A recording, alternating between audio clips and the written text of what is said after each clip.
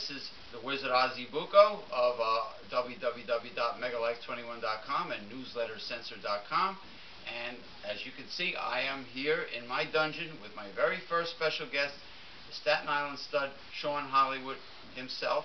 And when you go to my website, our website, the organization, please support all of our sponsors, and the most important thing is to get your annual subscription to the well-established, hard-hitting newsletter since 1977 by the Reverend Dr. William J. Eisenman. That is Newsletter Censored. It is the underground media, and it's the kind of truth that most people are afraid to hear. Can you handle it?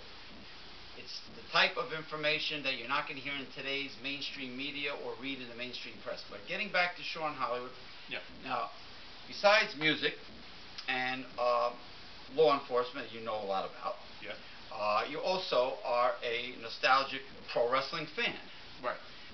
You know a lot about old school pro wrestling. And I was always that. When I first started watching pro wrestling, believe it or not, I was in 8th grade.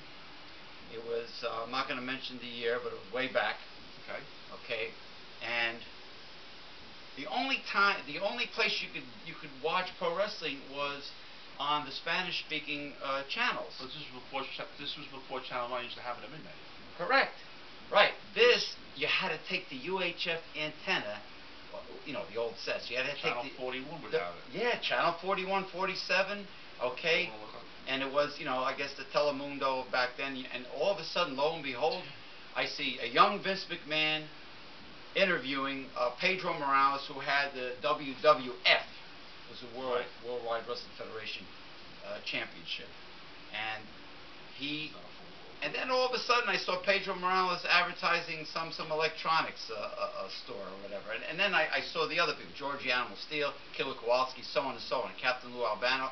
That was my first exposure to pro wrestling, and I was awestruck. I'm like, wow, this is funny, and they're big, impressive, athletic guys, and it's hilarious, and it's like, that was before Vince McMahon decided, after his father passed away, decided to break kayfabe, unfortunately, and kind of spoil it for all us people who enjoyed the fantasy.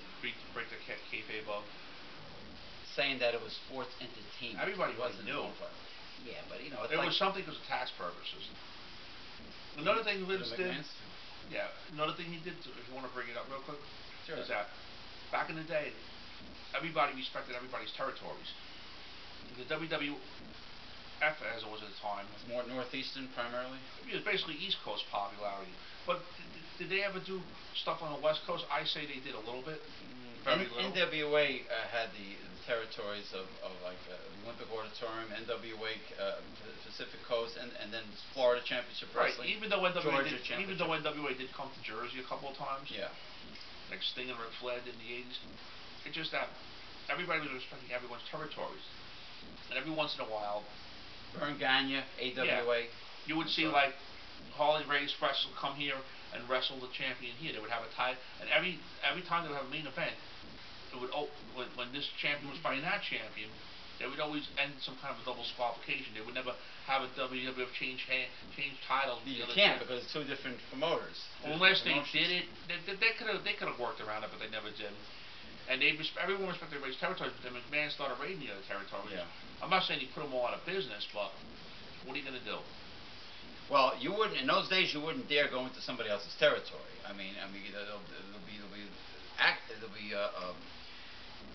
There'll be big problems. Let's put it that way.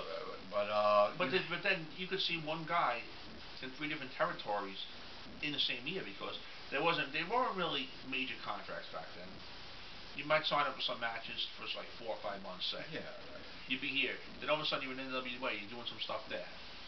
Because they have you work a feud with somebody. Then after that, you might leave, go somewhere else, come back. That was before the Hulk Hogan Rock and Wrestling with Cyndi Lauper and all that came about. We'll get to some other time, of course. But it's funny, on YouTube, there's a video that's titled, it was a match, what was it?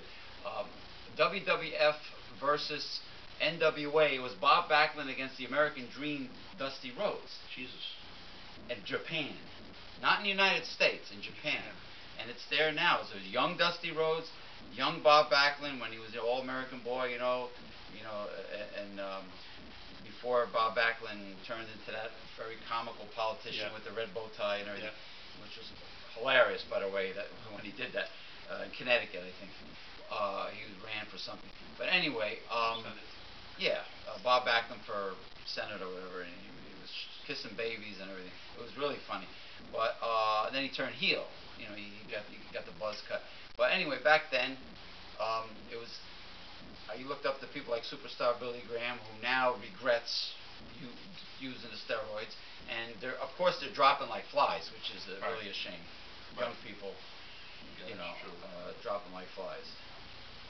But so wrestling has evolved, just like music.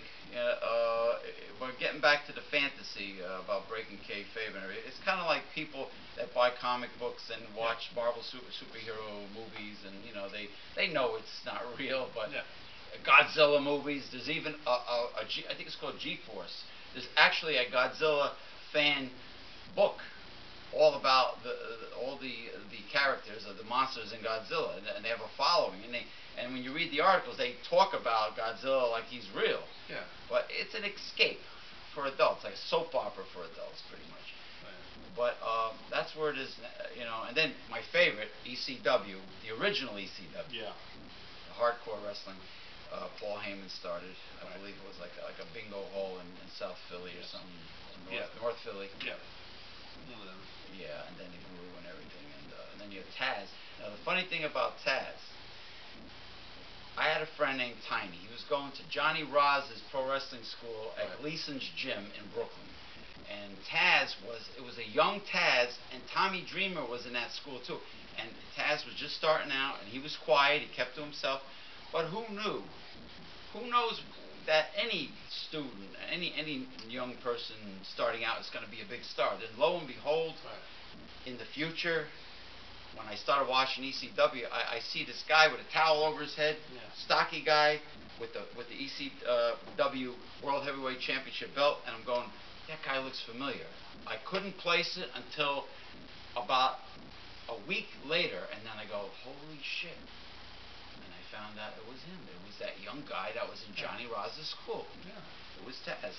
But now I'm hooked up with, I've been with them for over 10 years, East Coast Professional Wrestling. Gino Caruso. Gino Caruso, Mr. Italy, and he does the color commentary with the Godfather, Joey G, and for a nationwide TV tape show. Yeah. And they have a wrestling school that produced some greats like Nunzio, who was actually Little Guido from the ECW, Full-Blooded Italians, and you got Crowbar was with them. Jimmy Powers comes in every now and then. So there are certain people there, and he does a lot of work with charity organizations, St. Jude's Children's Hospital, fundraisers, aside from the show, TV tape show.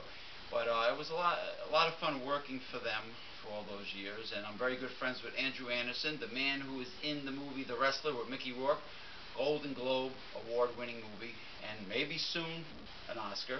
Yes. And Marissa Tomei won the supporting actress Golden Globe, and James did a promo with Andrew Anderson. It's on YouTube.